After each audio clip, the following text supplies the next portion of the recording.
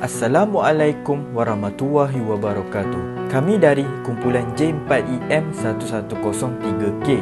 Dalam video ini, kami akan membentangkan tajuk aplikasi maqasid syariah, iaitu menjaga akal dalam mendepani cabaran dan penyalahgunaan dadah sintetik. Yang pertama sekali adalah tentang definisi penyalahgunaan dadah sintetik ini. Terdapat dua perspektif, iaitu dari perspektif orang Islam dan dari perspektif saintifik. Dari pandangan saintifik, dadah bermaksud bahan yang digunakan untuk merawat penyakit, mengurangkan simptom atau mengubah suai proses kimia di dalam badan untuk tujuan tertentu. Dadah ini juga diertikan sebagai ubat-ubatan. Namun, bukan semua bahan yang dimakan dianggap sebagai dadah, seperti kafein yang terdapat pada kopi. Bahan kimia psikoaktif yang dianggap dadah mempunyai ciri-ciri seperti yang pertama sekali adalah kesan kepada sistem saraf, yang kedua adalah membawa kepada perubahan fizikal dan psikologikal, dan yang ketiga adalah mendatangkan kesan buruk dan bahaya ke atas kesihatan dan fungsi sosial seseorang. Dadah dari pandangan orang Islam pula ianya disebut sebagai kham. Kham ini pula bermaksud menutup, menyembunyi atau melindungi.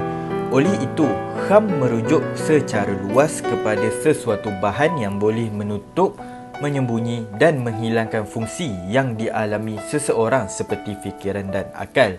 Sebuah hadis ada dikatakan bahawa arak adalah sesuatu yang menutup akal. Riwayat Al-Ghazali dalam kitab Ihya Ulumu Al-Din, iaitu ketahuilah bahawa badan manusia seperti kota. Akal, yakni kekuatan mengetahui daripada manusia itu yang akan menguruskan kota itu. Malaysia menduduki tempat ke-76 di dunia dalam penggunaan dadah sintetik ini. Indeks menunjukkan Malaysia masih berada di tahap normal, tetapi masyarakat perlulah berwaspada agar masalah ini tidak menjadi semakin serius. Menerusi laporan yang telah dibuat oleh Agensi Anti Dadah Kebangsaan Malaysia (AADK), data menunjukkan bilangan penagih dadah semakin berkurangan dari tahun 2016 hingga ke 2018. Penurunan yang agak drastik pada tahun 2017 berbanding tahun 2016 adalah satu perkara yang harus dibanggakan oleh rakyat Malaysia. Dengan penurunan sebanyak hampir 5,000 kes membuktikan bahawa masalah ini dapat dikawal lagi. Manakala pada tahun 2018 hanya menunjukkan pengurangan lebih kurang 600 kes sahaja. Kajian telah dilakukan dalam menentukan bilangan penagih dadah mengikut bangsa. Bangsa Melayu merupakan bangsa yang tertinggi peratusannya disusuli bangsa Cina, bangsa India, pribumi Sabah dan lain-lain lagi.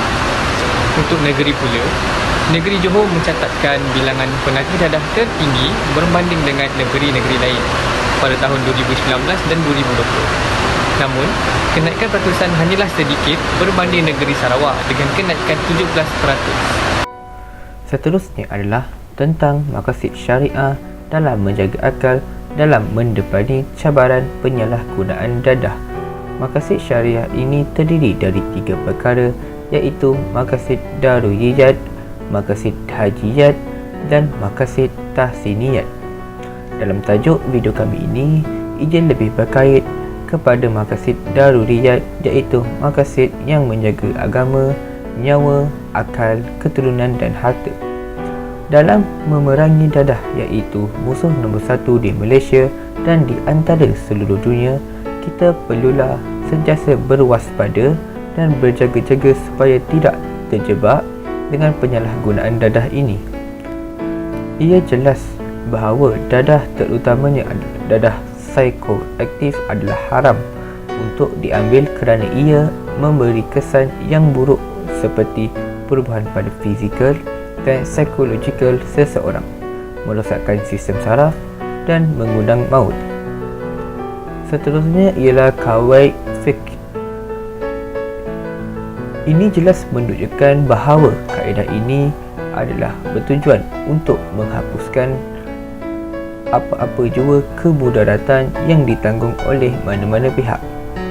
Melihat kepada kesan mudarat yang disebabkan oleh penyalahgunaan dadah, maka kerajaan telah mewujudkan undang-undang yang berkait dengannya.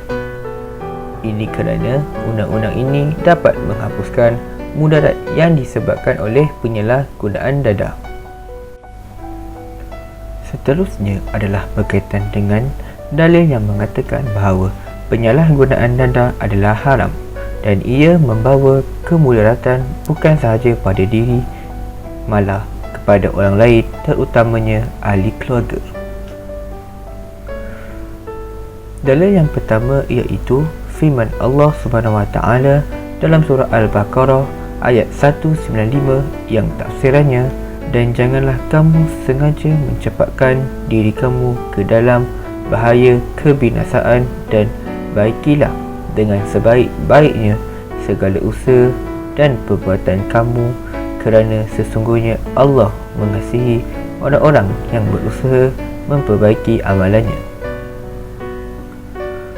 Ayat suci ini telah menjelaskan bahawa kita sebagai manusia tidak perlulah untuk melakukan perkara yang boleh memberikan kemudaratan kepada diri kita, kerana apa yang Allah Subhanahu Wa Taala telah menganugerahkan diri kita dengan sempurna dari segi tubuh badan dan juga akal fikiran sejak lahir lagi.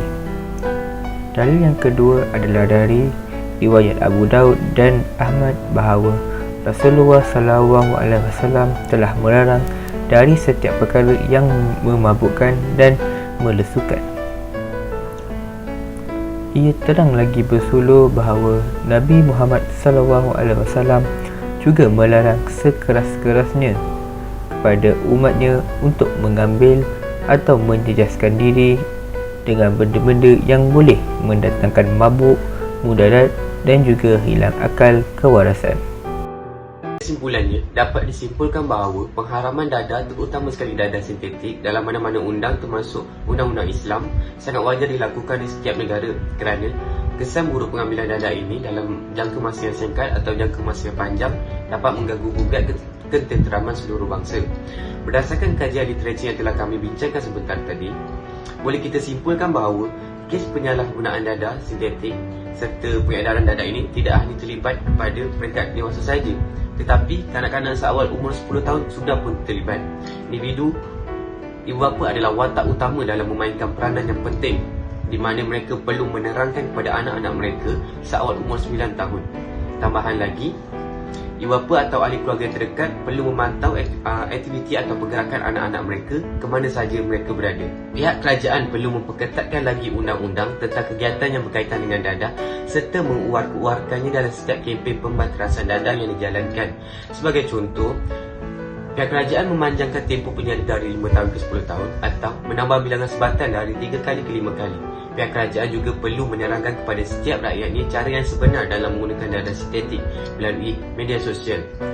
Kebanyakan pesalah telah menyalahgunakannya dengan mencampurkan bahan-bahan luar seperti ubat batuk, air bikarbonat dan sebagainya dengan tujuan tertentu, yang dipanggil sebagai fizis atau dolis sebagai nama jalanan. Oleh itu, pihak kerajaan perlu mengambil langkah segera dalam membantu rakyatnya memperbetulkan cara yang sebenar menggunakan dadah sintetik. Konklusinya, setiap manusia tidak mengira umur, jantina maupun perbezaan agama wajib mengorak langkah dalam pembendungan penyalahgunaan dadah, terutama sekali dadah sintetik dalam semua golongan. Cara yang paling mudah untuk mengelakkan terlibatnya dalam kegiatan dadah adalah dengan memasang mata dan telinga bagi semua keadaan, bagi meningkatkan lagi keberhasilan ini pada diri sendiri.